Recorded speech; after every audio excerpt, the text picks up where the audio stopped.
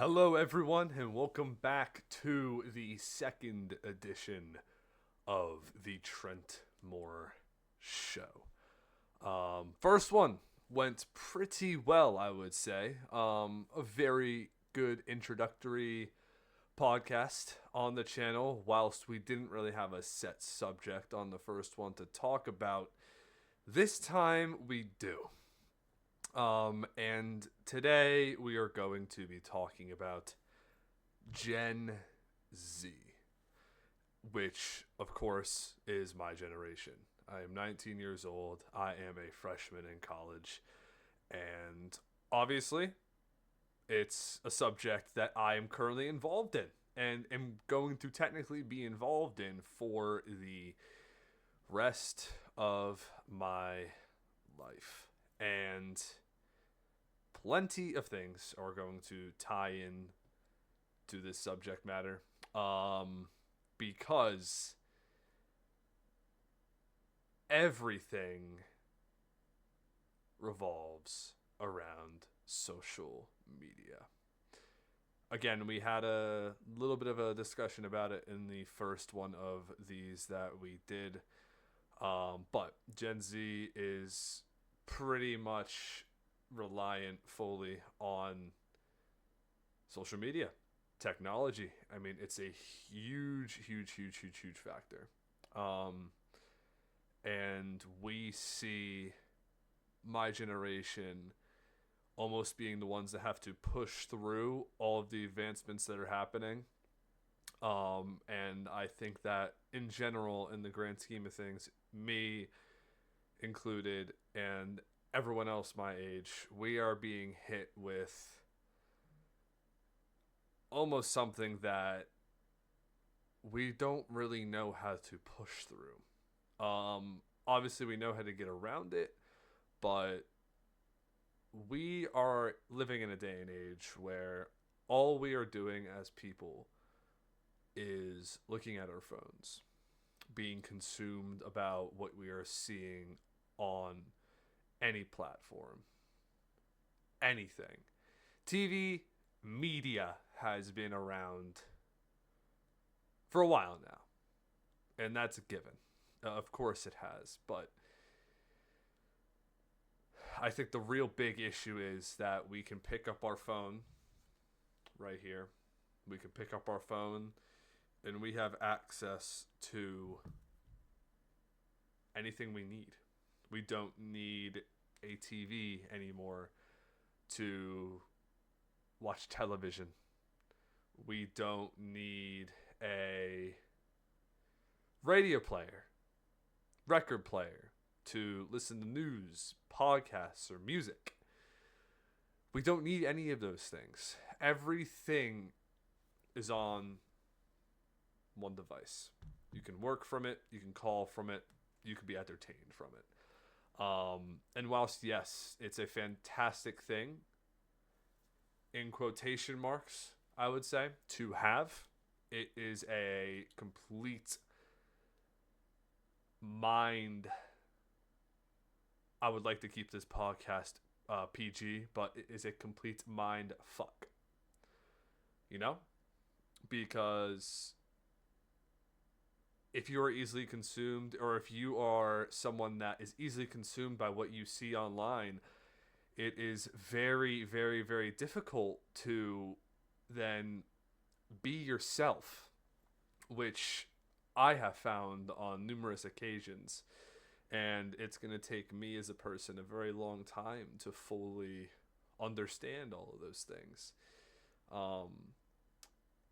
And it's something that we are all going to have to deal with.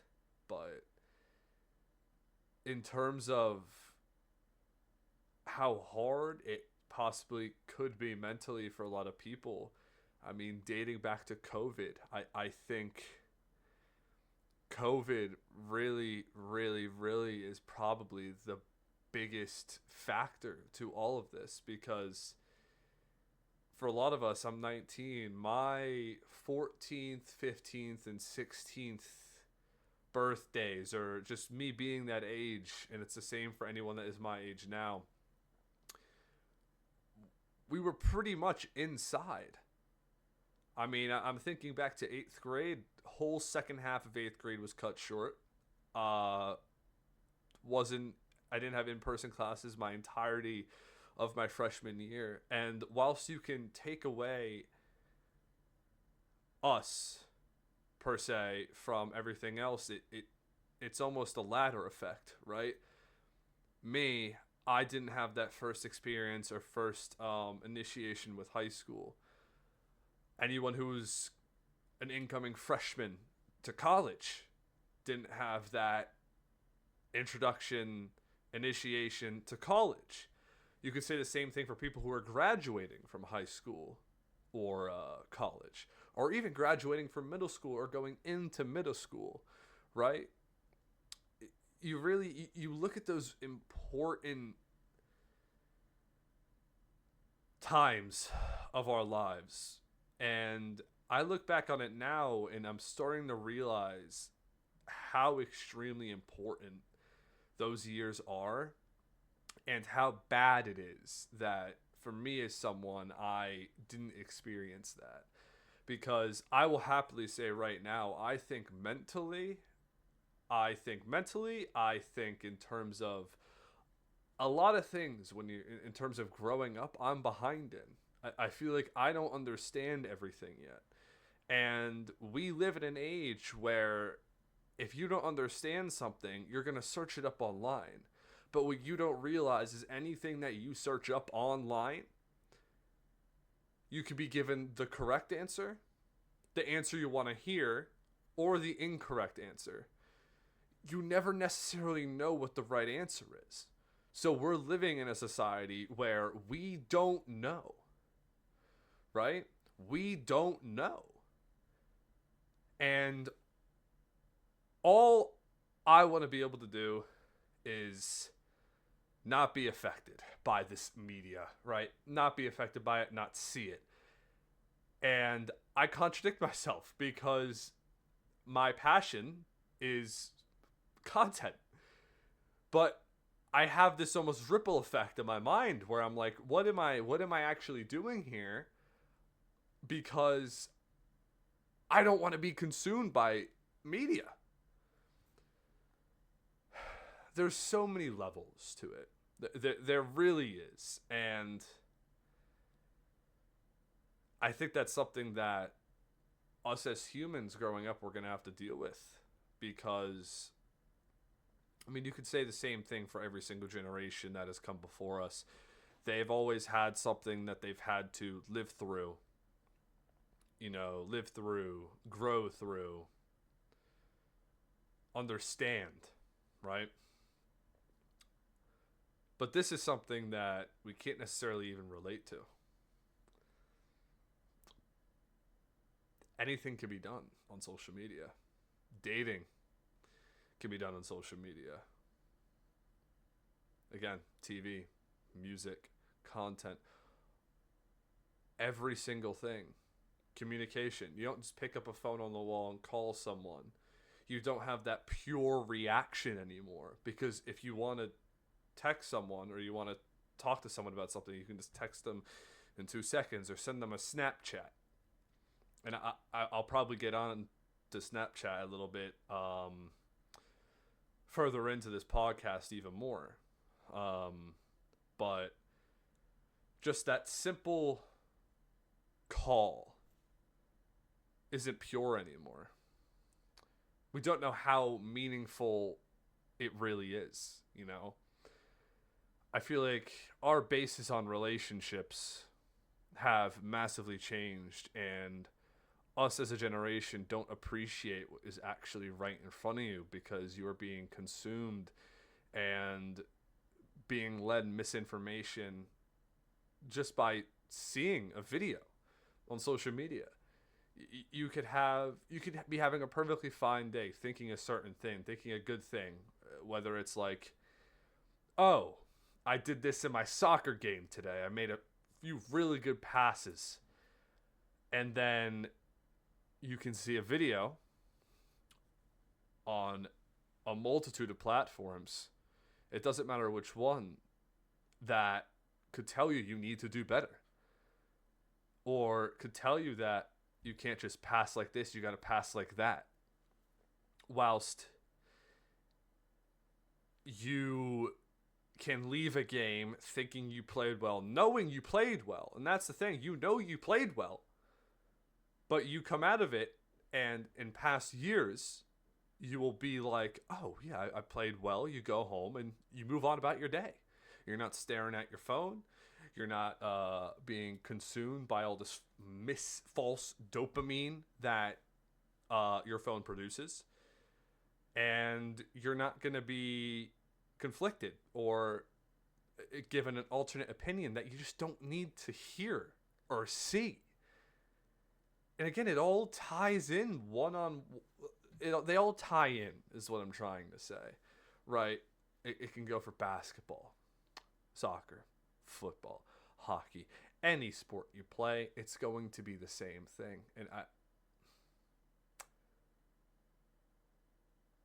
I don't know if it's just me. I know there's many stories out there. And again, the whole point of this podcast is so if someone listens to this, not only are they going to hear me yapping, but hopefully in some way, shape, or form, they can relate to what I am saying.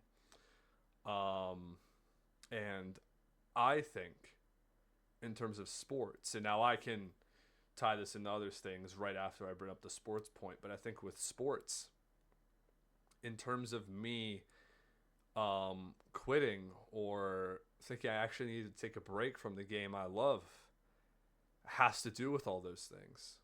Because you can't just end the game and be in your own thoughts. You're always ending the game and constantly seeing other opinions. And it eliminates the pureness of what all that stuff should really be.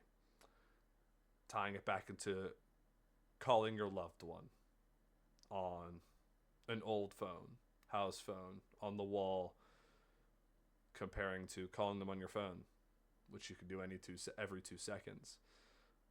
Same thing with sports. Now, the one benefit is like if you have family from abroad, yes, you can always stay in contact with them. There are positives, and that's the whole gist of it. As a generation, we need to try our best to use social media to our advantages. And that is our, I think, task as Gen Z, is to make sure we're not using it in this abrupt dopamine kind of way. Like, I've started to realize that in a way I can relate it is to view counts, right?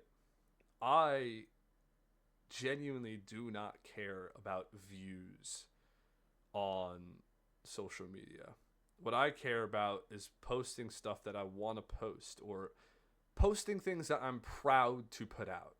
You know, things that deep down I want to do, but for whatever reason I've always been scared to. And again, that scared feeling can be tied right back into me feeling judged on social media if I'm going to put this out, right? Me putting these podcasts out, me starting the Trent Moore Show, right? Obviously, people are going to judge that. They're going to be like, why would you do that? That's always going to be the case, right? That's always going to be the case. But what I finally started to realize in my life is you have to just not care. You have to really try to not care about other people's opinions. And yes, I fall back into that trap all the time where I do. But deep down, I always find my way back to what I am truly feeling. And that's important.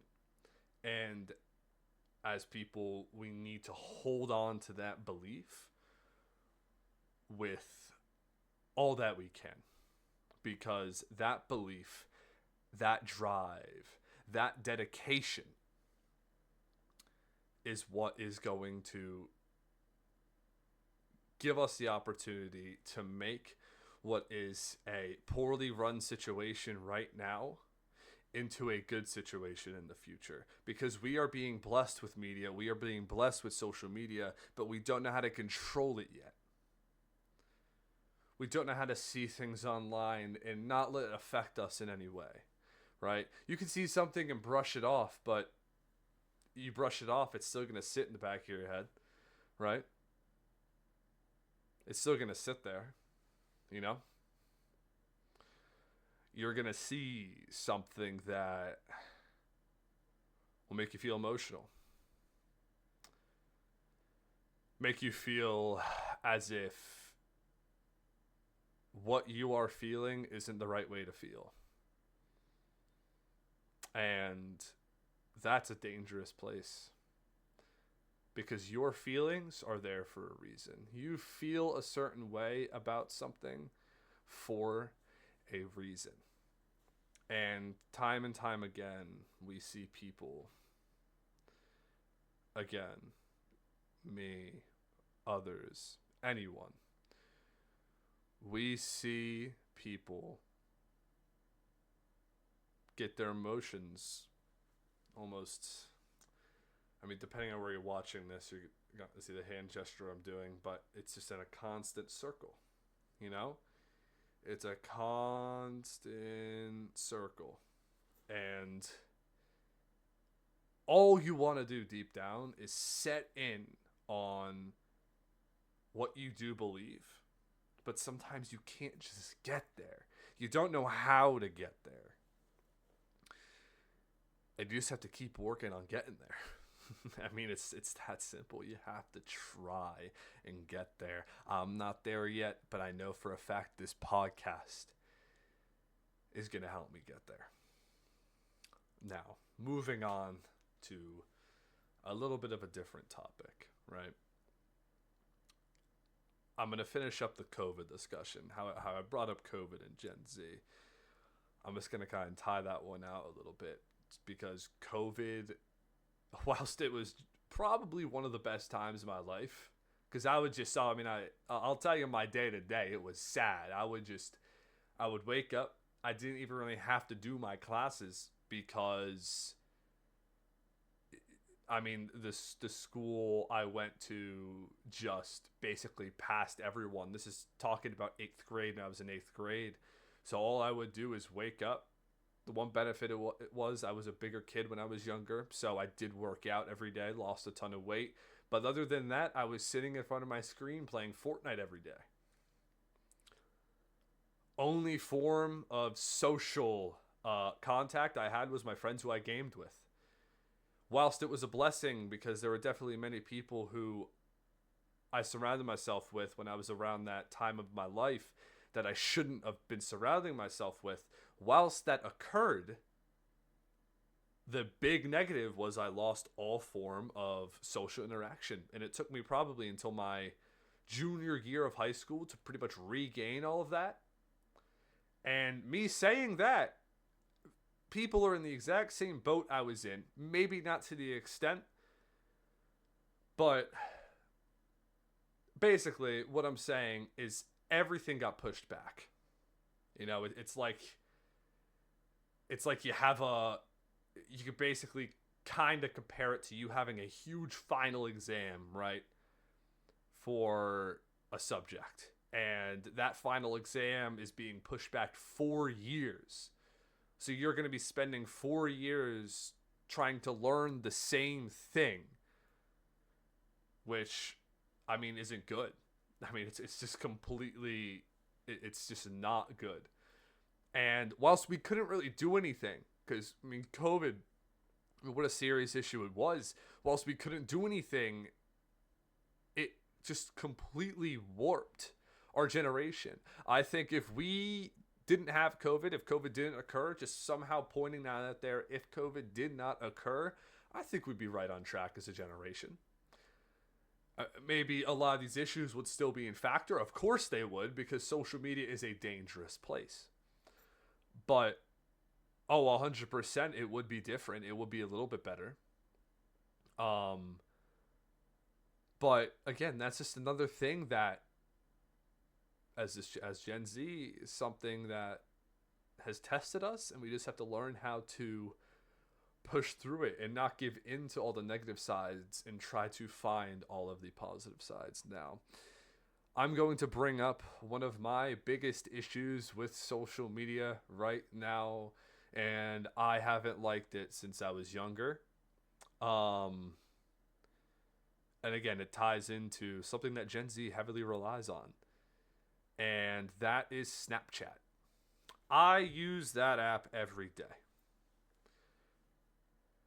Am I happy to admit that? Absolutely not. Because Snapchat is an addiction. If everyone texted on iMessage, I think this not this issue. If everyone texted on iMessage, it would be a little bit better. A little bit. But what Snapchat does, I think it promotes toxic behavior. I think it promotes a sense of self-doubt because again, a lot of what Snapchat has to do is sending pictures of your face to people or keeping a streak. And anytime you're doing that, it's you're trying to get the best picture of yourself. You're trying to create this image in your head. Every single time you take a picture, you have to look 100%, right? And now some people don't care, right? I've gotten much better. I don't care a lot, right? I care still, and I'm not happy I do. I will happily admit, I will happily, not happily, but I will admit that I still do that. And anytime I do, I send this, you're not gonna. If you're listening to the podcast, you're not gonna see what I did. If you're watching the video, you will see what I did. But just that just adjustment. Oh, is the lighting good on this one? Can I get my jawline going? And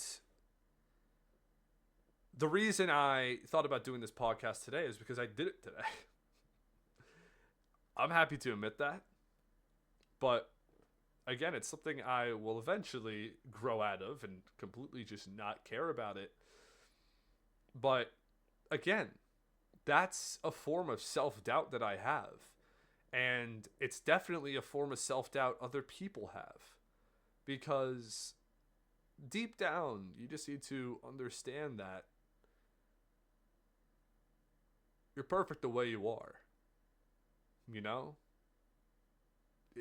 It doesn't matter how you look to another person. You don't have to make yourself look better for another person, right? Because it doesn't matter. It doesn't matter. And again, the other thing that ties into it, I think I brought it up in the beginning of this one, but it is that false sense of dopamine. If you have a streak with someone or you're snapping someone constantly, that constant adrenaline rush of dopamine just by sending a back and forth snaps isn't good. I mean, I can't believe that I've fallen into the trap of it, and whilst I've gotten 10 times better, I mean, I'm not really on the app that much. I'm on there just probably to communicate with my friends most of the time now. But I think there's just a lot wrong with it. And again, I think it does deep down promote toxic behavior. And again, you can't necessarily blame the person for that. I think it's more down to the app. I watched a video on this because I did a college presentation on the Snapchat matter. And there's a video out there saying that Snapchat was created by, I think, of a group of 3 college students who, I mean, they didn't think anything would come of it, and it was just, I think it was purely for a dating app. And honestly, I think Snapchat has pretty much just become a dating app deep down. Let me look this up real quick. Why was Snapchat created? Okay. Is this the right thing? Let me see. Okay, there's ads on this one. Here you go. So, Reggie Brown and Evan Spiegel invented Snapchat in 2011. The two Stanford students, Stanford's a very good college. The two Stanford students were looking for a way to send pictures and videos that would disappear after being viewed. That tells you all you need to know right there. That tells you all you need to know right there. I'm kind of reading through right now just to see. Another thing that says here, sending photos back and forth between friends, posting them online for people in other states or countries to see, and sending messages that disappear after a certain time has passed. These are called stories. And Snapchat was kind of the father figure in terms of stories. Because now, I mean, you have stories on Instagram. You have stories on TikTok has stories now. Twitch has stories. I mean, every social media platform. Twitter, does Twitter have stories? I don't think Twitter does, actually. Twitter doesn't, or X, I should call it. They don't have stories. But, yeah.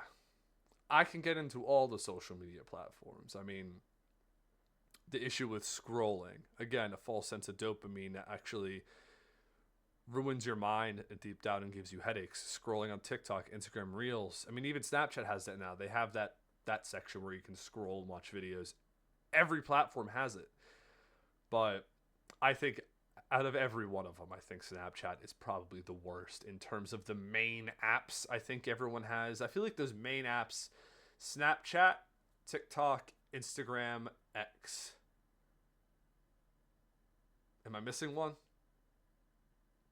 I might be missing one. If I am, I do apologize. But,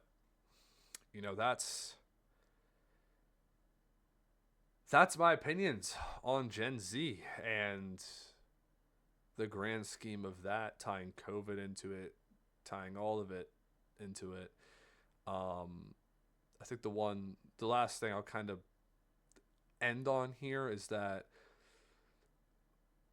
I didn't get a phone until I think I was in 6th grade. So how old was I in 6th grade? So if I was like 14 in 8th grade, I was like 11, 12 maybe is when I got my phone. And that's relatively early, but all these kids nowadays, like, I mean, they call them iPad kids, right? They're all at the age of 6. They already have a phone, an iPad. They have everything because that's the way the world is coming.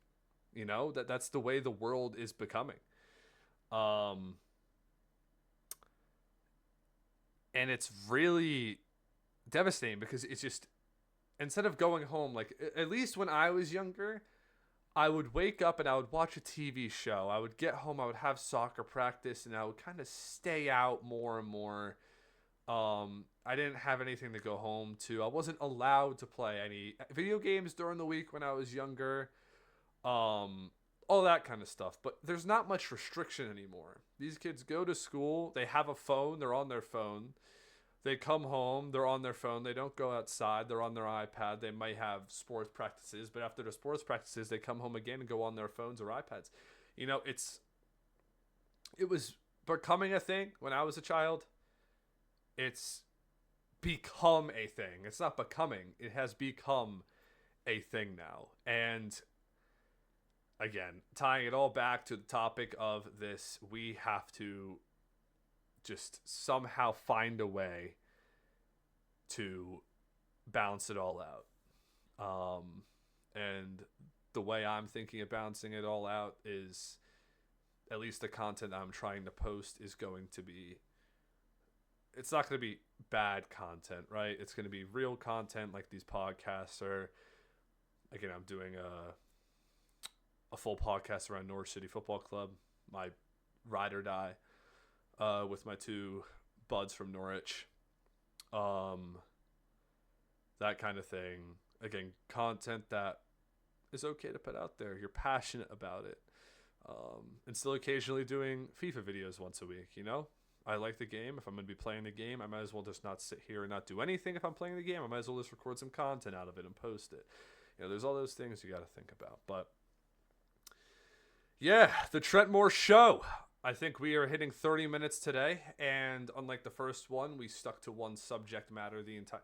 Is subject matter the right term? I'm probably messing up. I don't even know. I don't even know if that's the right term. We've stuck to the subject today on the Trent Moore Show. But yeah, hopefully this was a good listen for all of you.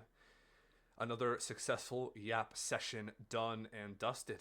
But yeah, I will see you guys in the next one next week. Peace.